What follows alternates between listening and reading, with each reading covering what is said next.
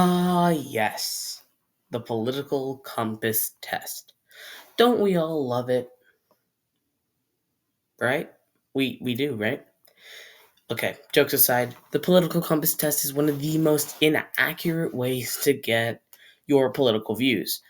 But it's really the only thing I have to do to get every prime minister's of Canada's, views if they were supposed to be taking the political compass test.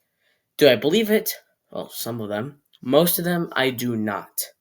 And for record, here's where I place on the political compass test. I don't know if I'm supposed to reveal this on the internet, but I am going to anyways.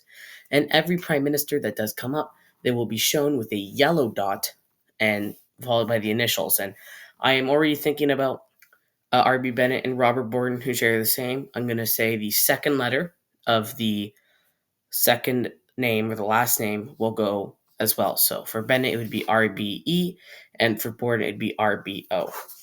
So yeah, like I said, take this with a huge grain of salt and cue the montage.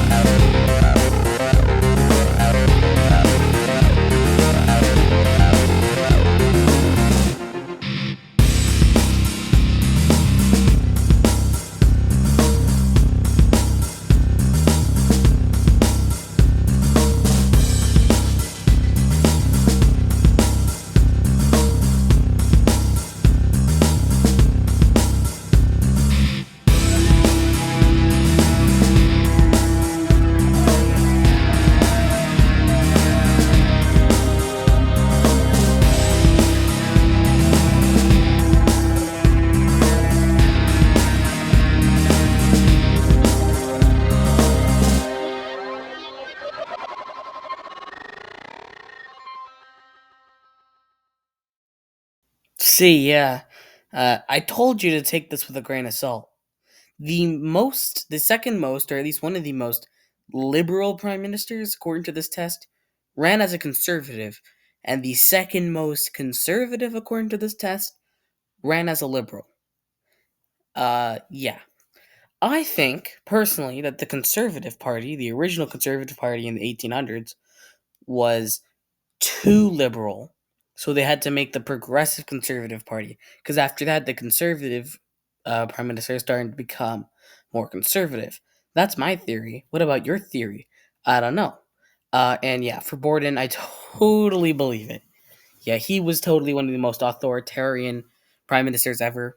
Probably the most authoritarian prime minister we'll ever have. And yeah, I'm not surprised. Maybe I was a little bit too biased when answering the questions for Borden, but I am not surprised one bit that he's that far up.